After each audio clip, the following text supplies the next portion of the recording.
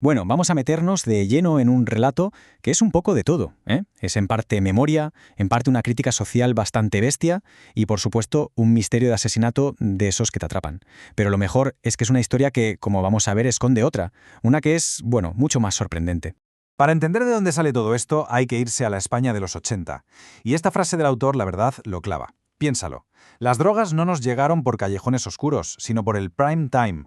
Es que fue una época en la que los medios no se limitaban a contar cosas, es que construían la realidad y la servían en bandeja, en el salón de casa, con una mezcla brutal de drogas, alcohol y sexo, todo presentado como lo más glamoroso del mundo. Claro, con ese panorama, ¿qué podía pasar? Pues que esta historia nace justo ahí, en la cabeza de un chaval de instituto a finales de los 80 que vivía en ese mundo, ¿sabes? Un entorno donde ya no se sabía muy bien qué era verdad y qué era ficción. Una mezcla peligrosísima. Y mirad, aquí se ve perfectamente esa esquizofrenia cultural de la que hablaba. Es que es alucinante. Por un lado tenías al gobierno con sus campañas, ¿verdad? Maradona diciendo no a las drogas, o ese anuncio súper chungo del gusano en la nariz.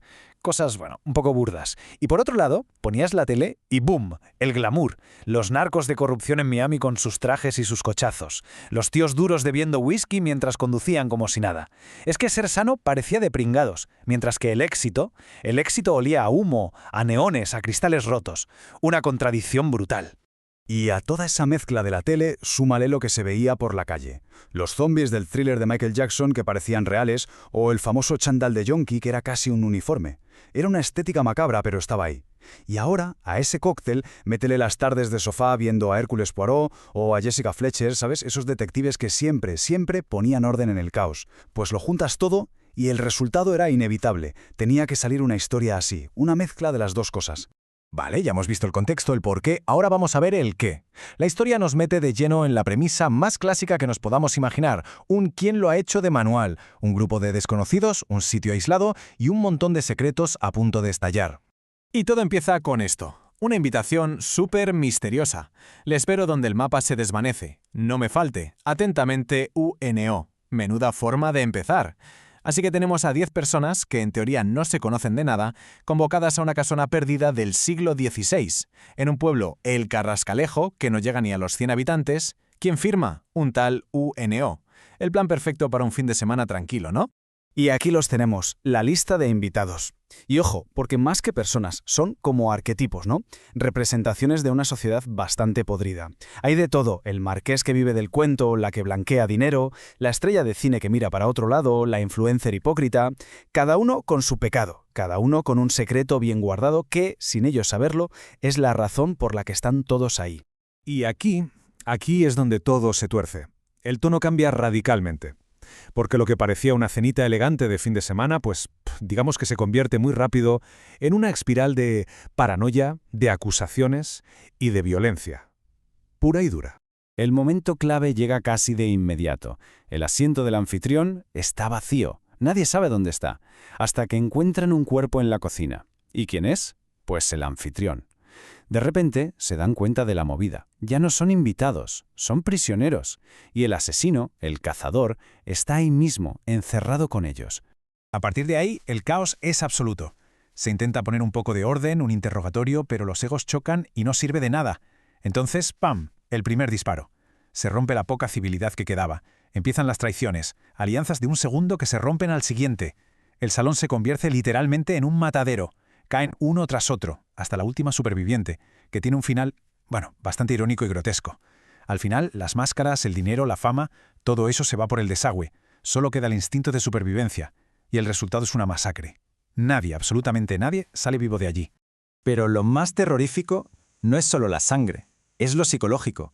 Y esta frase lo dice todo. Comían como condenados. Es que el odio, la paranoia, todo eso ya estaba en el menú mucho antes de que apareciera el primer muerto. El verdadero veneno ya lo llevaban ellos dentro. ¿Y ahora? Ahora hay que agarrarse bien. Porque justo aquí es donde todo lo que hemos contado, toda esta historia de sangre y misterio, se da la vuelta por completo. Vamos a descorrer el telón. Exacto. Así, tal cual. Una frase simple pero demoledora. De repente todo se para. Es como si el autor nos dijera, para. Todo lo que te he contado, pues, no era real. Ni la casona, ni los asesinatos, ni nada de nada. Todo ese castillo de naipes se viene abajo, se desvanece por completo. Porque la verdad es mucho más normal. Toda esa historia tan sangrienta y retorcida no era más que eso, una historia.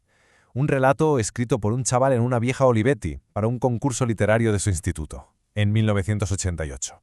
Nada más. Entonces, ¿qué significa todo esto? Vamos a ver qué pasó con esa historia y por qué esta estructura es en realidad la clave de todo el asunto. Y lo más curioso es que el autor, el chaval, ni siquiera fue a la entrega de premios. Se enteró de que había quedado finalista días más tarde, en el pasillo del instituto, porque se lo dijeron unas compañeras. Imagínate la sorpresa. Pero el momento clave, el que lo cambia todo, es este. El comentario de su profesor de literatura. Es como un cuento de Borges. Lo que has hecho es literatura dentro de la literatura. El chaval en ese momento no lo pilló del todo, pero es que ahí estaba la genialidad. Usar una historia para contar otra, crear un mundo entero solo para, al final, revelar que todo es una construcción. Eso se llama metaficción, es un juego en el que la literatura es consciente de sí misma. Y por eso el relato es tan potente. No es solo un misterio, no, es una reflexión sobre cómo construimos y cómo nos tragamos las historias.